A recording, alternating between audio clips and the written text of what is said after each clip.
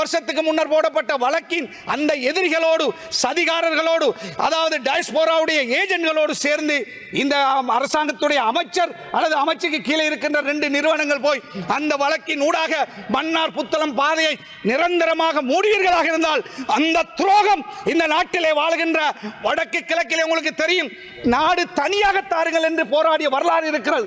Cyanide வில்லைகளை இளைஞர்கள் கட்டிக்கொண்டு போராடிய வரலாறு இருக்கிறது.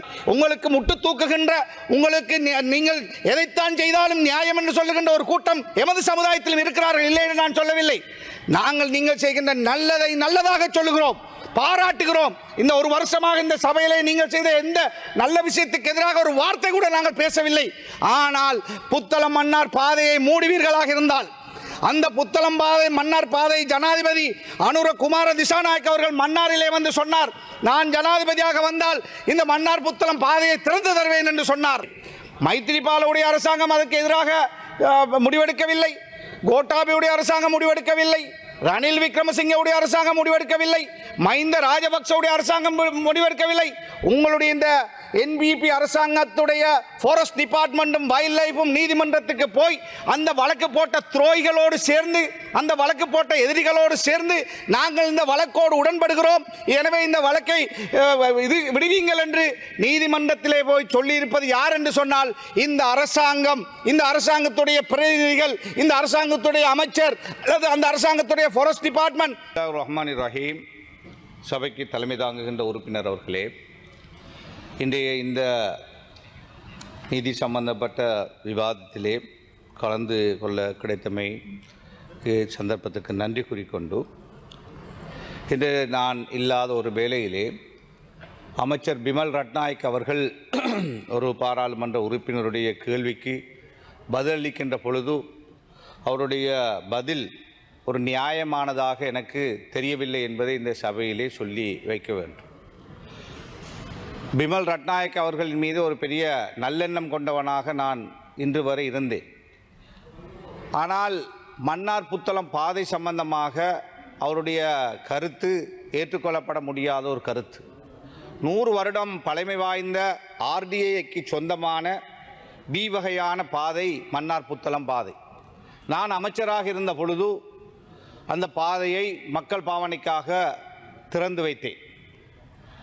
அதற்கு முன்னர் 100 வருடங்களுக்கு முன்னர் அந்த பாதை ஆர்டிஐ பாதையாக இருந்த பாதை எங்களையெல்லாம் அன்று அந்த மண்ணிலிருந்து பயங்கரவாதம் வெளியேற்றிய பொழுது அந்த பாதையும் மூடப்பட்டு அந்த பிரதேசமும் அந்த பிரதேசத்தாலும் மக்கள் வாழ்ந்த மக்கள் எல்லாம் விரட்டி அடிக்கப்பட்டதனால் அந்த பகுதியிலே யாரும் இல்லாத ஒரு துர்ப்பாக்கிய நிலை ஏற்பட்டது. 2009ஆம் ஆண்டு சமாதானம் வந்த பிறகுதான் சொந்த ஊருக்கு அந்த மக்கள் குறிப்பாக மரிச்சிக்கட்டி, கரடிக்குழி, பாலக்குழி, பெரியமடு அதே போல் அந்த பகுதிகளுக்கெல்லாம் சென்றார்கள். முள்ளிக்குளம் அவ்வாறு செல்லுகின்ற பொழுது பெரியமடுவை ஒரு பாரம்பரியமாக மக்கள் வாழ்ந்த கிராமத்தை வனவளத்துக்கு 2012ஆம் ஆண்டு அந்த மக்களுக்கே தெரியாமல் அன்றிருந்த அரசாங்கம் ரகசியமாக கெசட் பண்ணியிருந்தார்.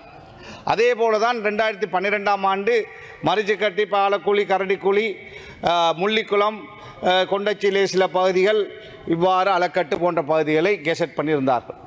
இதற்கு எதிராக அன்று நான் ஆளுங்கட்சியில் இருந்தாலும் அதற்கு எதிராக தொடர்ந்தேச்சியாக போராடி கொண்டு எதிர்த்து கொண்டு அதுக்கு எதிராக பல போராட்டங்களை நியாயபூர்வமாக நாங்கள் செய்தபொழுது இந்த நாட்டில் இருந்த மதவாதம், குறிப்பாக பெரும்பான்மை இனத்தைச் சேர்ந்த மதகுருமார் ஒரு சிலர், மன்னாரோடு எந்த சம்பந்தமும் இல்லாதவர்கள் மன்னாருக்குள்ளே வந்து ஆர்ப்பாட்டங்களை செய்து என்னை ஒரு காடை அளிக்கின்ற ஒருவராக காட்டுகின்ற ஒரு மோசமான ஒரு செயலை செய்தார்.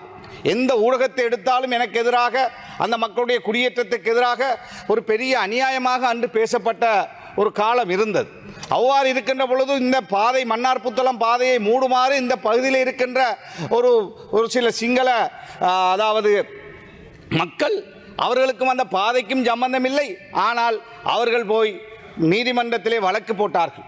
அவ்வாறு வழக்கு போடுகின்ற பொழுது நானும் அதில் 4வது குற்றவாளியாக wild life department, forest department, அன்று இருந்த முன்னாள் அமைச்சராக இருந்த பெசில் ராஜபக்ச, அதே போல் அன்று நான் பொறுப்பாக இருந்த அந்த பகுதிக்கு பொறுப்பாக இருந்த பாராளுமன்ற உறுப்பினர் வகையில் என்னுடைய பெயரும் இருந்தது. நாங்கள் அந்த வழக்கை முகம் கொடுத்தோம். அந்த காலத்திலே உங்களுக்கு தெரியும், அன்று மஹிந்த ராஜபக்ச ஜனாதிபதியாக இருந்தார். அந்த வழக்கு போய்கொண்டிருந்தது. அந்த நேரத்தில் இருந்த ஃபாரஸ்ட் டிபார்ட்மெண்ட்டோ வைல்ட் லைஃப் டிபார்ட்மெண்ட்டோ அவர்கள் சொன்னார்கள், இல்லை அந்த பாதை நிரந்தரமான பாதை, அந்த பாதையால் மக்கள் போக இடம் கொடுக்க வேண்டும் என்ற நிலைப்பாட்டில் இருந்தார்கள். RDA அதே நிலைப்பாட்டில் இருந்தார்கள். அதன் பிறகு வந்த ஜனாதிபதியாக வந்தவர் மைத்ரிபால சிறிசேன அதே நிலைப்பாட்டில் இருந்தார். ஆனால் அந்த வழக்கு இந்த நாட்டிலே இருக்கின்ற, உங்களுக்கு தெரியும், நீதிமன்றத்திலே வழக்குகள் செல்லுகின்ற பொழுது பல வருடங்களாக செல்வது வழமை. மைத்ரிபால சிறிசேனுடைய காலத்திலும் அவ்வாறு RDAயும் இருந்தது, மக்களுடைய பக்கமே இருந்தார்கள். அதே போல வைல்ட் லைஃப் டிபார்ட்மெண்ட்டும் இருந்தார்கள் மக்களுடைய பக்கத்திலே, ஏஜ் டிபார்ட்மெண்ட்டும் இருந்தார்கள் மக்களுடைய பக்கத்திலே. ஆனால் மைத்ரிபாலுக்கு பிறகு கோட்டாபே வந்தார். அவருடைய காலத்திலும் தான் அந்த பாதை இழுத்து மூடப்பட்டது.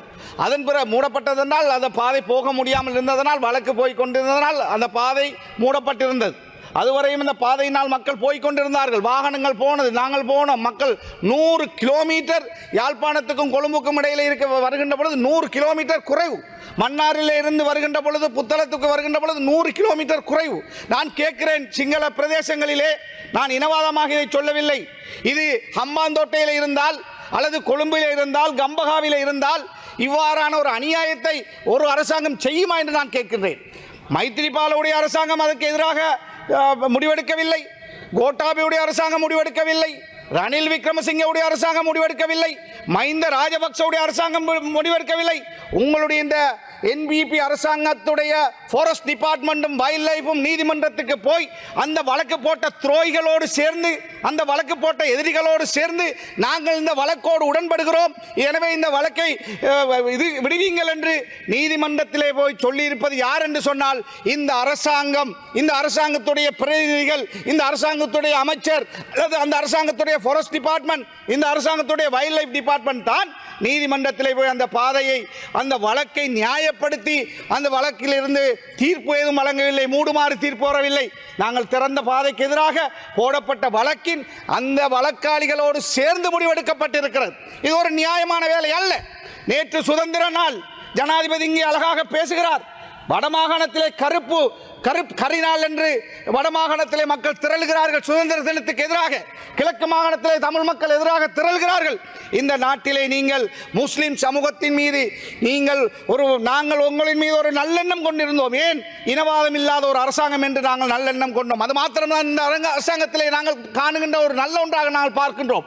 ஆனால் அப்படிப்பட்ட இந்த அரசாங்கம் இந்த பாதையை நிரந்தரமாக மூடுவதற்கான துரோகத்தை செய்கின்றது என்றால் அதை நாங்கள் பார்த்து கொண்டிருக்க முடியாது. உங்களுக்கு முட்டு தூக்குகின்ற, உங்களுக்கு நீங்கள் எதைத்தான் செய்தாலும் நியாயம் என்று சொல்லுகின்ற ஒரு கூட்டம் எமது சமுதாயத்திலும் இருக்கிறார்கள், இல்லை என்று நான் சொல்லவில்லை. நீங்கள் செய்கின்ற நல்லதை நல்லதாக சொல்லுகிறோம், பாராட்டுகிறோம். இந்த ஒரு வருஷமாக இந்த சபையிலே நீங்கள் செய்த எந்த நல்ல விஷயத்துக்கு எதிராக ஒரு வார்த்தை கூட நாங்கள் பேசவில்லை. ஆனால் புத்தளம் மன்னார் பாதையை மூடுவீர்களாக இருந்தால், அந்த புத்தளம் பாதை, மன்னார் பாதை, ஜனாதிபதி அனுர குமார திசாநாயக் அவர்கள் மன்னாரிலே வந்து சொன்னார், நான் ஜனாதிபதியாக வந்தால் இந்த மன்னார் புத்தளம் பாதையை திறந்து தருவேன் என்று சொன்னார். மன்னாரிலே வின் பவர் வேணாம் என்று மக்கள் அன்று போராடிய பொழுது, ரோட்டிலே நின்ற பொழுது எங்களை ஜனாதிபதி செயலகத்திலே அழைத்து பேசினார். நாங்கள் போனோம். நாங்கள் ஒரு கோரிக்கை வைத்த பொழுது அவர் சொன்னார், வின் பவர் இதை மட்டும் செய்ய விடுங்கள், நாங்கள் உங்களுக்கு மன்னாரை அபிவிருத்தி செய்து தருகிறோம் என்று சொன்னார். அப்பொழுது நாங்கள் கேட்ட ஒரே ஒரு ஃபாதர்மார், அதே போல மதகுரு, முஸ்லிம் மதகுருமார், அதே போல அரசியல்வாதிகள், நாங்கள் ஒரே ஒரு விஷயத்தை தான் கேட்டோம்.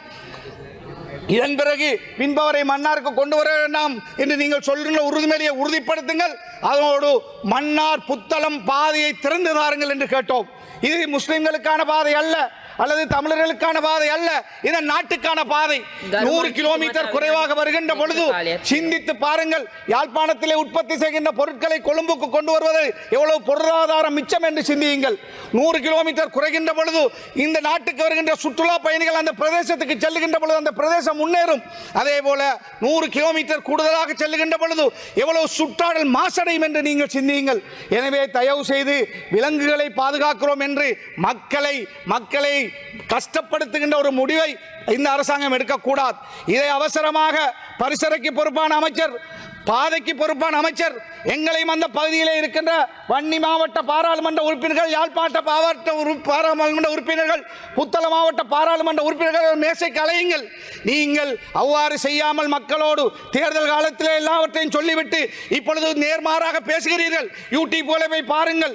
அதை அவ்வாறு சொன்னவர்கள் இப்போது சொல்லுகிறீர்கள். அதே போலதான் மன்னார் பாதையை திறந்து, புத்தளம் பாதையை திறந்து தருவோம் என்று சொல்லிவிட்டு இன்று அதை நீதிமன்றத்திலே போய் அந்த 15 வருஷத்துக்கு முன்னர் போடப்பட்ட வழக்கின் அந்த எதிரிகளோடு, சதிகாரர்களோடு, அதாவது டயஸ்போராவுடைய ஏஜென்ட்களோடு சேர்ந்து இந்த அரசாங்கத்துடைய அமைச்சர் அல்லது அமைச்சுக்கு கீழே இருக்கின்ற 2 நிறுவனங்கள் போய் அந்த வழக்கின் ஊடாக மன்னார் புத்தளம் பாதையை நிரந்தரமாக மூடுவீர்களாக இருந்தால் அந்த துரோகம் இந்த நாட்டிலே வாழ்கின்ற வடக்கு கிழக்கிலே உங்களுக்கு தெரியும். நாடு தனியாக தாருங்கள் என்று போராடிய வரலாறு இருக்கிறது. சயனட் வில்லைகளை இளைஞர்கள் கட்டிக்கொண்டு போராடிய வரலாறு இருக்கிறது. நாங்கள் நாட்டை பிரியுங்கள் என்று சொல்லவில்லை, அல்லது வேறு எதையும் பிரித்து தாருங்கள் என்று கேட்கவில்லை. எங்களுக்கு எங்களுடைய மண்ணுக்கு போவதற்கு பாதையை தாருங்கள் என்று கேட்கிறோம். எங்களுக்கு இருந்த பாதை 100 வருஷம் பழமையான பாதை. அந்த 100 வருஷம் பழமையான பாதையை இழுத்து மூடுவதற்கு அரசாங்கம் முடிவெடுக்குமாக இருந்தால் எங்களோடு கலைத்தீர்களா? எங்களை அழைத்தீர்களா? எங்களை பாராளுமன்றத்துக்கு அனுப்பிய மக்களிடம் நாங்கள் எவ்வாறு இதற்கு பதில் சொல்லுவது? எனவே தயவு செய்து முனிர் முலவர் நீங்கள் இருக்கிறீர்கள், நீங்கள் வேறு தமிழ் தெரிந்த பாராளுமன்ற உறுப்பினர் இருக்கிறீர்கள். உங்களுக்கு என்ற ஒரு மனச்சாட்சி இருந்தால் நீங்கள் சொல்லுகிறீர்கள் நாங்கள் முஸ்லிம் சமூகத்தை பார்ப்போம் என்று சொல்லுகிறீர்கள், முஸ்லிம் தமிழ் சமூகத்தை நாங்கள் பார்ப்போம் என்று சொல்லுகிறீர்கள். வடக்கு கிழக்கு வடக்கிலே வாழ்கின்ற தமிழ், முஸ்லிம், சிங்கள மக்களுக்கு இது ஒரு பெரிய வரப்பிரசாதமான பாதை. இதை தயவு செய்து மூட எடுத்த முடிவை நீங்கள் மாற்றுங்கள். 30 செகண்ட். அண்மையிலே ஜனாதிபதிகள் புத்தளத்துக்கு சென்ற பொழுது அந்த மன்னார் புத்தளம் பாதையிலே ஒரு பெரிய அணைக்கட்டை கட்டுவதற்கு 600 மில்லியன் தருவதாக முடிவெடுக்கப்பட்டிருக்கிறது. தயவு செய்து அதை உடனடியாக நிறுத்துங்கள். அந்த அணைக்கட்டு கட்டப்பட்டால் நிரந்தரமாக மன்னார் புத்தளம் பாதை இழுத்து மூடப்படும் என்ற வரலாறு இந்த NPP அரசாங்கம் செய்தது என்ற தவறான முடிவு இந்த நாட்டிலே பெரிய அழிவை கொண்டு வரும் என்று கூறி விடைபெறுகிறேன். செய்திகளை உடனுக்குடன் தெரிந்து கொள்ள உடனே சப்ஸ்கிரைப் பண்ணுங்க.